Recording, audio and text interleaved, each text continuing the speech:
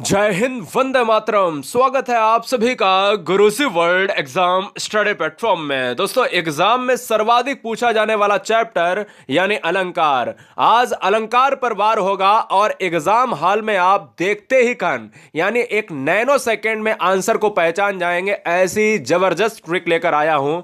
पूरा अलंकार चुटकियों में मेंटेन कर दूंगा आपके माइंड में चंद मिनटों के अंदर। तो एक पेन उठाइए, एक कॉपी उठाइए, लिख डालिए स्वर्णिम भविष्य को स्वर्णिम कलम से। तो चैप्टर का नाम डालिएगा अलंकार और पूरे शिद्दत के साथ 10 मिनट हमें आपको यहां पर पढ़ाना है। तो चलिए देखिए, अलंकार का अर्थ यहां से पहला क्वेश्चन यह बनता है कि देखिए, संधि भी पूछी जाती है अलंकार की और यह भी पूछा जाता है कि अलंकार का अर्थ क्या होता है। अलंकार में स्वर संधि है या विसर्ग है या व्यंजन है।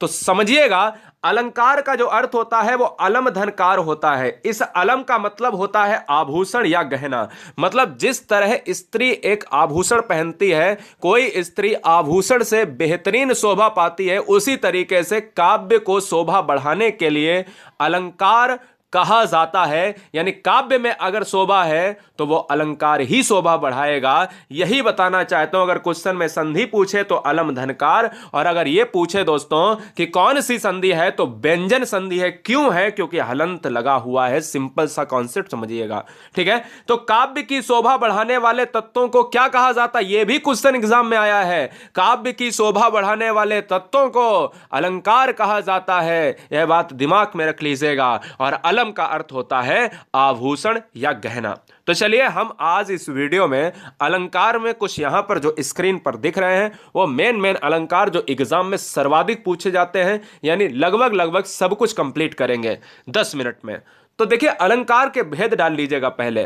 कभी कभी क्वेश्चन में यह पूछ लेता है कि निम्नलिखित में बताइए कौन सा अर्थ अलंकार नहीं है या कौन सा शब्द अलंकार नहीं है। तो नहीं है के लिए आपको है जानना चाहिए, यानी सब कुछ जानना चाहिए। कोई भी यहां पर सफलता का शॉर्टकट नहीं है। फिर हम ट्रिक स्टार्ट करते हैं। देखिए, अर्थ के आधार पर दो प्रकार के अलंकार होते हैं, एक शब्दालंकार, दूसरा अर्थालंकार। जो शब्द के द्वारा डिफाइन होते हैं वो शब्दालंकार, जो अर्थ के द्वारा होते हैं वो अर्थालंकार। एक उभय अलंकार में भी आता है जो मिला जुला रूप देखा जाता है, लेकिन प्रमुख प्रकार के दो होते हैं। अब इन्हीं दो को हम यहां पर बहुत ट्रिकी मेथड में समझते हैं। तो चलिए, एक क्वेश्चन एग्जाम में जब पूछ लेता है ना ऐसा एग्जाम्पल देके, और बच्चा कंफ्यूज हो जाता है कि भाई कैसे अलंकार को करें, तो देखो एक नैनो सेकंड में कैसे आंसर आप लगाओगे। तो पहली हेडिंग डालिएगा उपमा अलंकार। भाई ये अर्थालंकार का भेद है, यानी उपमा अलंकार। जब पंक्ति में योजक चिन्ह क्या होता है? विराम चिन्ह। योजक चिन्ह क्या होता है? जो द्वंद्व समास में आप प्रयोग करते हो। तो जब पंक्ति में योजक चिन्ह आए तो याद रहे, योजक चिन्ह आए और साथ में सा, उसके साथ में शब्द सा आए, सी आए। ट्रिक लिख लो यहां पर, ट्रिक TRIC के। अगर शब्द सा आए, सी आए, से आए या सरिस आए तो वहां पर अलंकार उपमा होगा। बोलो एग्जाम्पल अगर देता हूं तो समझ जाओ। अगर क्वेश्चन में एग्जाम्पल मैं आपको दिखाता हूं कि मुख चंद्रमा सा सुंदर है या मुख चंद्र सा सुंदर है, तो बताओ कौन सा अलंकार? तो दोस्तों याद रखो कि अगर योजक है और सासी सम है, सरिस है, तो वहां पर उपमा होगा। योजक भी आया है, हमें यहां पर अर्थ निकालने की आवश्यकता नहीं। अलंकार में कभी अर्थ मत निकालना, केवल लाइन का वो शब्द देखना जिससे ट्रिक लगती है। उस शब्द में अगर योजक चिन्ह अगर ऐसा आया है और उसके बाद सा सी सम सरिस आया है तो याद रखो उपमा हो जाएगा। अब दूसरा देख लेते हैं, कर कमल सा कोमल है। बताओ कौन सा अलंकार? तो सर आप कहोगे एग्जाम हॉल में कि सर ने यह बताया था कि योजक भी आए और कंडीशन यह है कि सा भी आ सकता है या उसके साथ सी आ सकता है या सम आ सकता है या सरिस आ सकता है। तो कर कमल सा, ये देखिए आ गया है ना। तो चलिए, ये बात खत्म हो चुकी है। उपमा आपके दिमाग में बैठ चुका है, ऐसे समझ लीजिए, कोई दिक्कत वाली बात है ही नहीं। दोस्तों एक और हेडिंग डालिए, उत्प्रेक्षा अलंकार। फटाफट देखिएगा। अब इसको तो बहुत आसान है, ट्रिकी। ऊपर ट्रिक लिख लो, केवल ट्रिक। यदि पंक्ति में मनु, मनहु, मानव, जानो आदि आता है वहां उत्प्रेक्षा अलंकार होता है। यदि पंक्ति में हमने कहा योजक आए, सा आए, सी आए, सम आए, सरिस आए तो उपमा, और अगर पंक्ति में मनु आए, मनहु आए, मानव आए, जानव आए, जनु आए, कुछ भी दोस्तों आ जाए, जनु जानहु, मनु मानहु, मानव जानव, अगर ये शब्द देखने को कहीं चाहे शुरुआत में मिले चाहे लास्ट में मिले पंक्तियों में, तो वहां पर अलंकार उत्प्रेक्षा होता है। अगर सिलेक्शन चाहिए तो ईमानदारी से चैनल को सब्सक्राइब कर लेना हर बहन हर भाई, क्योंकि पढ़ने के लिए लिमिट समय है। जिंदगी भर आपके लिए आराम वाली जिंदगी पड़ी है, आराम करोगे लाइफ भर, लेकिन पढ़ोगे एक लिमिट समय तक। तो अभी पढ़ लो। चलिए, जनु वर्षा ऋतु प्रकट बुढ़ाई नेत, यहां पर ध्यान दीजिएगा, जनु वर्षा। अब पहला यहां पर क्या है, पहला ये है जनु। देखो यहां पर आ गया है जनु, क्वेश्चन लिख लो, मैंने बोला भी था यहां पर जनु नहीं लिखा, मैंने कहा था जनु जानो मनु मानो, मानव जानो, लिखो फटाफट। जनु वर्षा ऋतु प्रकट पुढ़ाई, यहां पर जनु आया है। नेत्र मानव कमल से हैं, मानव आया है। ठीक है, तो आपको क्या याद रखने हैं, लगभग 6-7 वर्ड याद रखने हैं। जनु जानहु मनु मानहु, ऐसे याद कर लो, जनु जानहु मनु मानहु, जानव मानव। ठीक है ना, जनु जानहु मनु मानहु, जानव मानव, है ना। ठीक है, याद हो गया। अब सोहत ओढ़िए तो सबसे ज्यादा एग्जाम में पूछा जाता है। सोहत ओढ़े पीतपट श्याम सलोने गात, मनहु नीलमणि शैल पर आतप परयो प्रभात। दोस्तों ये मनहु आ गया है यहां पर, दोस्तों आंसर उत्प्रेक्षा हो जाएगा। बताओ कोई किसी का भी अर्थ निकाला गया, किसी लाइन का अर्थ निकाला गया, नहीं निकाला गया, नोट कर लो। ठीक है, तो जनु जानहु मनु मानहु, जानव मानो, ये ट्रिक है, यह उत्प्रेक्षा अलंकार को दर्शाती है, याद रखिए। अगला, अतिशयोक्ति अलंकार क्या होता है, बड़ा अच्छा क्वेश्चन है। देखो अतिशयोक्ति अलंकार केवल आपको पढ़ के जानना पड़ेगा। इसमें पढ़ के जानने का मतलब यहां पर ट्रिक कैसी है तो समझो, कि जहां किसी गुण या स्थिति को बढ़ा चढ़ा कर वर्णित किया जाए, यानी वर्णित का मतलब है वर्णन, जहां किसी गुण या स्थिति को बढ़ा चढ़ा कर वर्णन किया जाए वहां अतिशयोक्ति अलंकार होता है गुरु। याद रखो कैसे, बोले तिल का ताड़ बना देना, छोटी चीज को बहुत बड़ा बना देना, है ना। बारीकी बारीकी चीजों में हमारे यहां लड़ाइयां हो जाती हैं ना। तो याद रखो कि आगे नदियां पड़ी अपार, घोड़ा कैसे उतरे पार, राणा ने सोचा इस पार, तब तक चेतक था उस पार। चेतक राणा का घोड़ा था। क्या ऐसा संभव था, यहां पर बढ़ा चढ़ा कर दिखाया गया।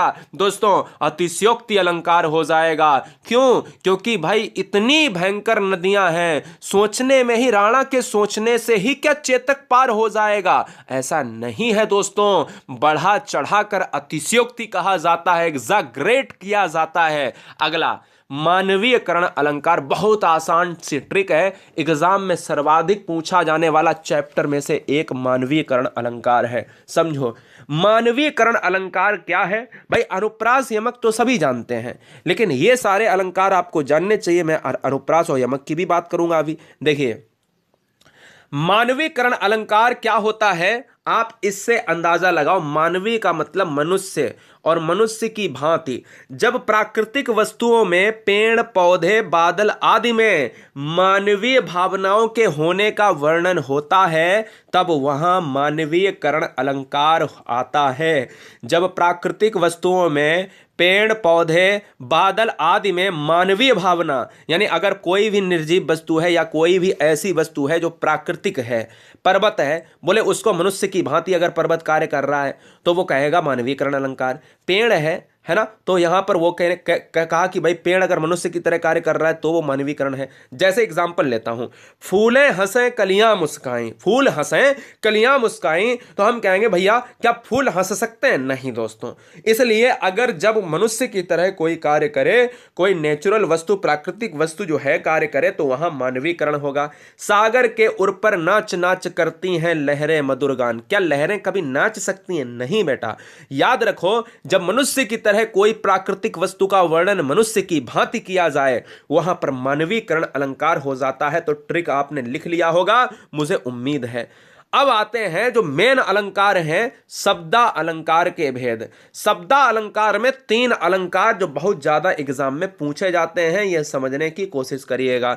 अनुप्रास, यमक और श्लेष। अनुप्रास, यमक और श्लेष दोस्तों ये हम जान लेते हैं फटाफट, इनको भी आप नोट कर लीजिएगा। अच्छा, एक रूपक अलंकार बेटा और बचा हुआ है। रूपक अलंकार में क्या होता है, उपमा के नीचे लिख लीजिएगा। रूपक अलंकार में आपका डैश आता है, इसमें भी योजक चिन्ह आता है, ठीक है, डैश आता है, योजक चिन्ह आता है, लेकिन योजक चिन्ह ध्यान दीजिएगा, मैंने क्या भी बताया, उपमा अलंकार बताया, तो उपमा के नीचे रूपक लिख लीजिएगा। रूपक बहुत आसान है, जब डैश आए उसके बाद अगर सा आए तो समझो उपमा, और जब डैश आए उसके बाद सा ना आए, कोई दूसरा वर्ड आ जाए, यानी सा, सी, सम, सरिस, ये ना आकर, मतलब उपमा वाली ये चीजें अगर ना आकर कुछ और आ जाए इस योजक चिन्ह के बाद, तो समझो 100% वो रूपक हो जाएगा। इतना नहीं पूछा जाता है, सबसे ज्यादा उपमा, उत्प्रेक्षा, अतिशयोक्ति, मानवीकरण पूछा जाता है, लेकिन मैंने रूपक की तो बहुत आसान सी ट्रिक है भैया, सिंपल सी बात है, योजक चिन्ह के बाद सासी, सम, सरिस ना आकर कुछ और आ जाए, रूपक मार देना। शब्दालंकार में सबसे पहला डालिएगा अनुप्रास अलंकार। अनुप्रास अलंकार क्या होता है, अनुप्रास में वर्ण वार वार आवृत्ति करेगा। ट्रिक डालिएगा, अगर ट्रिक में क्या लिखोगे, कोई वर्ण वार वार शब्द नहीं, वर्ण वार वार आए तो वहां पर अनुप्रास अलंकार होता है। जैसे चारु चंद्र की चंचल किरणें खेल रही जल थल में, चा की आवृत्ति बार बार हुई है दोस्तों, चा चा है ना, ये बार बार हुई है आवृत्ति, हम कह सकते हैं अनुप्रास अलंकार होगा। हम कह सकते हैं ना, मधुर मधुर मुस्कान मनोहर मनुज बेस का उजियाला, माँ माँ माँ माँ माँ, है ना, हम कह सकते हैं जहां पर वर्ण आवृत्ति करे वहां अनुप्रास अलंकार होता है, और जहां पर शब्द आवृत्ति करे वहां पर यमक अलंकार होता है। बोले कैसे, नोट करिए यमक अलंकार को। देखिए, मेरा एक मकसद होता है, हम वीडियो में फालतू की बात को नजरअंदाज करते हैं, हमारा मकसद होता है पढ़ाने के लिए, आप अलंकार को पढ़ने के लिए आप 2 से 3 घंटे का समय आपके पास होना चाहिए।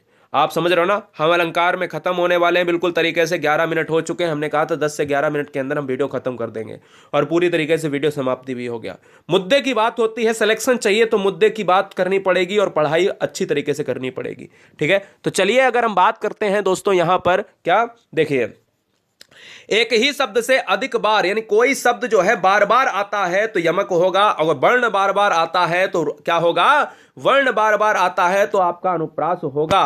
अब शब्द की बात करें, जैसे कनक कनकते सौगुनी मादकता अधिकाय, बाखाए बौराए नर या बापाए बौराए, तो कनक एक शब्द है, कनक एक शब्द है, एक धतूरा एक सोना, दोस्तों हमने बहुत 10th 12th में आप लोगों ने पढ़ा है।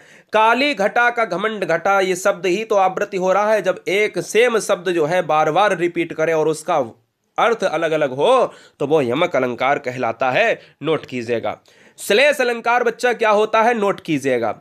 श्लेष अलंकार थोड़ा सा कठिन मालूम पड़ता है, लेकिन ध्यान दीजिएगा, आपको नहीं लगेगा कि जब एक शब्द के अनेक अर्थ हों, ध्यान दीजिए, जब एक शब्द के अनेक अर्थ हों, जैसे रहीमन पानी राखिए बिन पानी सब सून, पानी गए न उबरे मोती मानुष चून। बोले यहां पर पानी शब्द का पहला अर्थ मनुष्य के संदर्भ में है, जब इसका मतलब विनम्रता है, तो रहीम जी की ये पंक्तियां हैं, रहीम जी कह रहे हैं कि मनुष्य हमेशा विनम्रता, यानी एक पानी का मतलब विनम्रता और दूसरे पानी का मतलब आभा, तेज या चमक, और यहां पर दोस्तों अगर मैं बात करूं जिससे बिना मोती का कोई मूल्य नहीं है, मतलब कोई भी अगर शब्द आता है तो उसके अनेक अर्थ होते हैं, एक शब्द के अनेक अर्थ, और अगर शब्द बार बार आए और उस शब्द का अनेक अनेक अर्थ मिले तो दोस्तों वहां पर यमक होता है। जब शब्द दोस्तों रिपीट होते हैं वहां यमक होता है, और यहां पर क्या होता है, यमक में शब्द रिपीटेशन और श्लेष में शब्द के अर्थ रिपीटेशन, अर्थ वहां पर अलग अलग होंगे, ध्यान दीजिएगा। बहुत बढ़िया।